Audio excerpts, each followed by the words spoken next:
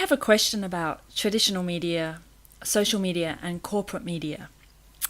With the sacking of the journalist at Fairfax because of an article he wrote in Crikey, which talked about creeping advertorial processes where columns in traditional media are now being written by corporates, I'd like to know what people want with regards to social media, traditional media, and corporate media.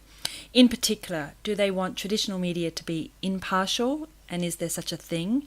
Do they want social media to be passionate and opinionated, and are allowing for questioning around that? And do they expect corporate media to be self-serving and marketing information? I recently was asked by a corporate media group to write an article about how CEOs could be using Twitter in Australia, given that very few do.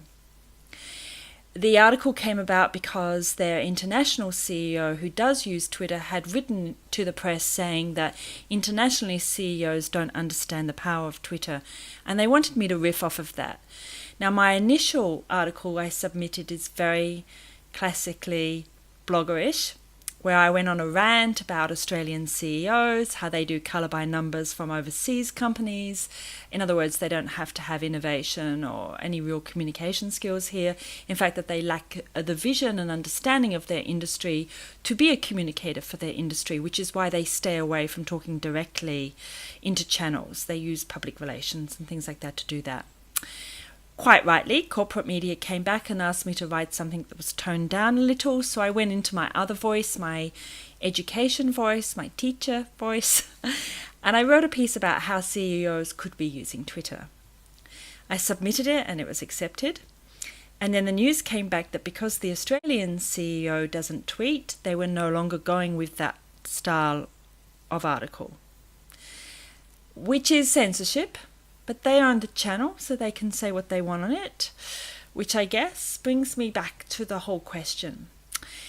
If corporate media, I was on a plane recently and everything on the TV for the 1.5 hour flight was about mining and the benefits of mining to Australia, and clearly sponsored by Australian Mining on an Australian airline flight.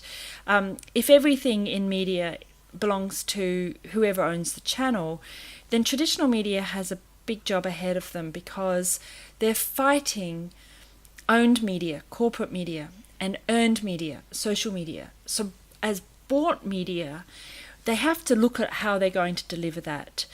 And I guess I want to know from everybody out there, do you care that traditional media is impartial or not? And what does impartial mean to you? Does it mean a finished product where the article has many different viewpoints to try and show a well-rounded, well-balanced discussion of many views?